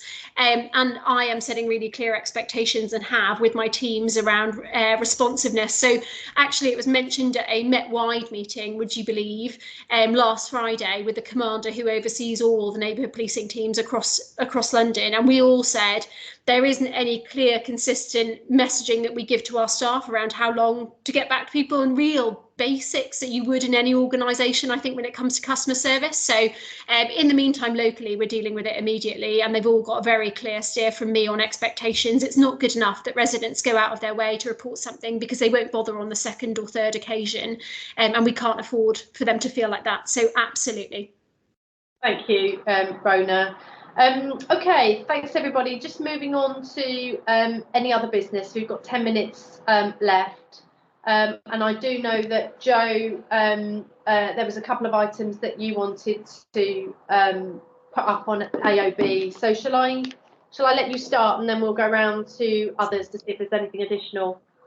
So I've got a couple of colleagues that will kind of jump in and support as we go along. Gavin Douglas and Heather Hutchins. This is really just to touch on. So firstly, it's the week of action update. So it's to update the board on the weeks of action that we implemented, the first one being in Bruce Grove in October. During the week of the 5th to the 11th of December, we undertook a week of action in Wood Green along the High Road. This involved colleagues from several internal services, for example, parking, planning, housing, community outreach services, including our colleagues from the police and from external services such as community payback. Being in and around Wood Green for a period of 7 days. One of the things that we really wanted to emphasise is that the weeks of action are not just about us doing what we should be doing or normally do. It's about us being visible, so being seen by our communities, by our businesses and stakeholders. Just taking Councillor Brabazon's point around community engagement, really kind of talking to our communities, trying to find out what issues impact them the most, and how they feel about, you know, kind of issues in and around where they live. And as a result of that, we undertook several activities. For example, there was parking enforcement, planning enforcement activities were undertaken, ASB enforcement. I think we issued several FPNs for littering on the spot. There was graffiti removal, which the leader got involved with, and there was some nice comms pictures around that. We had a central hub which was placed outside Wood Green Library, and although it was freezing cold last week, so credit to all those that were involved, we did get lots of members of the public coming up to us, talking to us what we were doing there, and we were talking to them about kind of some of the things that we were involved in, and the feedback was generally really positive. There's a couple of people, couple of stories, but I won't go into them here, but generally, you know, 99% of the public we kind of engage with. I was out there myself. We're really happy to see us there. There was a VAW patrol that was done. The invite did go out to councillors. It was a bit last minute, but it was with the local town centre team last Saturday.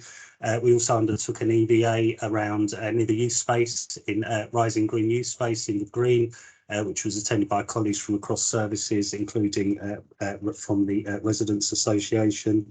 I think I've kind of covered most things, but I just really want, at the moment, what we are evaluating all the responses. So we will be, during this week, we'll be having a debrief meeting with all of the colleagues that took part and trying to pull out some of the learning, and obviously some of the, making sure that we're aware of some of the issues that we need to follow up on. Gavin, I don't know if you want to add anything more. No, just to say, Chair and everyone, that it was really encouraging to see the local authority working hand in hand with the police outside the library. I think it was a real, from the pictures I've seen, there's a real visual effect of us sort of working together and sort of building that confidence. We had comms going out in terms of some of the police's weapon sweep that they were doing. You know, as well as, you know, pictures of them engaging and doing EVAs around Berry Road car park, which we know is a problem. So I thought it was really encouraging, a lot of outputs that sort of come from it. It's just encouraging everyone to tell us what they've done so that we can proper evaluate it and sort of feedback. And this time we did actually, we did have some sort of very simple questionnaires so that we could see what the effect is and what people are saying, but that will also feed in, I guess, with your positive action initiatives as well that Rona was talking about. So it would be good to compare and contrast them. But just thanks for everyone for their support. You know, seeing officers out between 11 and 4 in the freezing cold last week, you know, takes a lot of commitment from people, and I thought it was really good to see, and hopefully the public will feel that we're much more visible. Thank you, Gavin. So as Gavin said, we'll kind of come together. We'll evaluate the outcomes. We'll look at whether some of the learning. One of the things, for example, that came up was around some branding potentially, so that you know there is an attraction. And just a big thanks to the police for lending us the gazebo as well, which was really much appreciated, but wasn't needed because it didn't rain. So thank God for that. Okay, brilliant. Thanks very much, Joe and Gavin and everyone who took part in that. Much appreciated. There is another item, I think, from you, isn't it? Yourself and Heather. Yeah. So again, it's me. I'll maybe let Heather come in first so you get a different voice. But this is just to update the board on the phase 1 of the community safety and hate crime strategy development. Both of those will be published in 2023. And as the board may recall, I brought an item to the last CSP just outlining the process for the development of the strategies and what this current phase related to, which is linked to the current Haringey deal, which is about, again, just talking about what Councillor Brabazon mentioned, it's about how we engage with our communities, our stakeholders, businesses and visitors at the earliest possible stage around the development of the strategies and policies that impact on them. So I'll let Heather jump in so you get a different voice.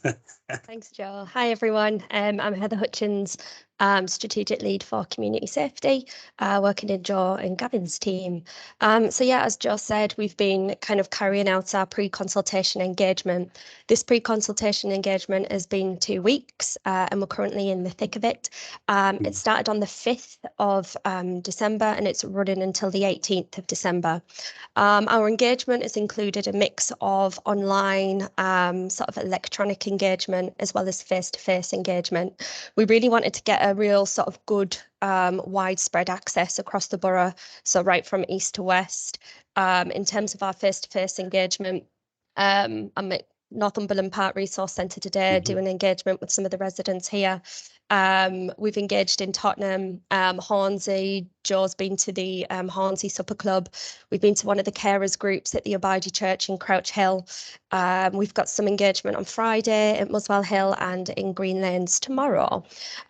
So yeah, we feel like we've got kind of captured sort of some real life experiences and views whilst doing our face-to-face engagement. Our electronic engagement has included sort of distributing a survey across many different of our community networks and groups, our residents groups, multi-faith forum. We've been working a lot with connected communities who've been able to link us in with all of those sort of touch points in the community where we're able to have those discussions. In terms of sort of some of the early findings, obviously we've still got a few more days to go now for our engagement, but what we are seeing is people are agreeing with the key themes of the community safety plan, the strategy, and the hate crime strategy. So all of the things coming out, antisocial behaviour is a massive one that's coming out in terms of some of the conversations that myself and Joe have been having with residents. Drug dealing, so just exactly what Rona and Caroline and Marco were talking about there, drug dealing in sort of neighbourhood sort of residence blocks. Some of the things that are coming out from the hate crime agenda are racism, racist tropes, racism on public transport, not necessarily wanting to report something because they don't think anything will get done. And then that lack of trust in the police as well as the local authority based upon real life experiences that the residents have had and they didn't necessarily get a positive outcome or the support that they needed. We've got about 90 sort of surveys filled in at the moment, which I think myself and Joe set a very soft target of around 100. We said we'd jump for joy if we've got 100, so we've still got a few days left, so hopefully we will definitely get that 100. And we've had lots of partners around sort of the table really helping to contribute towards that, so sending out surveys on our behalf, that sort of thing. So in terms of our next steps, Joe's already kind of gone over those a little bit, but it'll be about evaluating our findings from these surveys, preparing a report for Cabinet in February, and then asking for permission to formally consult, because this 2 weeks that we've kind of undertaken at the moment is not our formal consultation period. It's just part of that Haringey deal, so we're getting those real life experiences at the very start. So formal consultation will look a little bit like what we've done in these 2 weeks, but on a larger scale, again, working with connected communities. Rona, Caroline, Marco, you've given me lots of ideas in terms of your innovation hubs, Zen City. Is there anything that we can sort of piggyback come the spring when we do our formal consultation? Again, it's a partnership strategy. So if there's anything that we can do with you or you can do with us, then I think our formal consultation, that's key. That needs to be sort of the bedrock of our more formal consultation. So following the formal consultation, obviously, then that'll be work to the strategy development, which will hopefully be published in the summer of 2023. That was just a quick update, but if Joe, if you want to just kind of jump in, anything? Nothing else from me. One of the interesting findings that has come out of a few of the surveys is the LTN. So I just thought I'd throw that in there just as a bit of a soft bit, but we are getting lots of responses around that. But as Heather said, In terms of the priorities that we've identified in the community safety strategy, we're getting so far there's overwhelming support, but there is some local issues that we're going to need to make sure that we incorporate as part of the action plan that will support the strategy. So we don't want to lose focus of some of those local issues, which I think, as Rona said, can be different in terms of where you are in the borough, for example, if you're in the east or the west. So we're really keen to capture some of that nuance within the actual action plans that we'll develop as part of the strategy. And I'll stop there. Just one thing else. Oh, sorry, Jo. Sorry, Caroline. Just another thing just else to note. I was at a group last week in the west of the borough, and their problems were majority drug dealing and antisocial behaviour on estates. So again, it still happens in the west. It's still what we're getting from those residents. Yeah. Of course. Thank you. Thank you both for that, which brings us neatly into 1 o'clock. So I think I'll ask if there is any other business, if anybody wants to raise. We just get back to see any hands up before we formally close the meeting. No, I don't think there is. Well, just a reminder, this is obviously our last meeting before Christmas. The next meeting is the 9th of February next year at 2 p.m. And can I thank you all for your participation today and wish you all a very happy and safe Christmas. Thank you, Chair. Merry Christmas, Thank you. everyone. Thank you. Thanks. Bye. Bye. Thank you.